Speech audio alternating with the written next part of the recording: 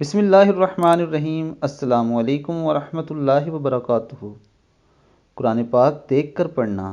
رسول اللہ صلی اللہ علیہ وآلہ وسلم نے فرمایا، جو شخص قرآن پاک دیکھ کر پڑھنے کا عادی ہوتا ہے، اللہ تعالیٰ اس کو اس کی آنکھوں سے فائدہ اٹھانے کا موقع دیتا ہے جب تک وہ دنیا میں رہے، یعنی اس کی آنکھوں کی بینائی موت تک باقی رہتی ہے۔ دوستو، آج کے دور میں یہ دیکھا گیا ہے کہ اکثر لوگوں کی نظر بہت جلد کمزور ہو جاتی ہے۔ چھوٹے چھوٹے بچوں کی نظریں کمزور ہیں اور آلموسٹ ہر بوڑھے شخص کی نظر کمزور ہو جاتی ہے۔ اس کی ایک وجہ ہے کہ ہم نے قرآن مجید کی تلاوت کرنا چھوڑ دیا ہے۔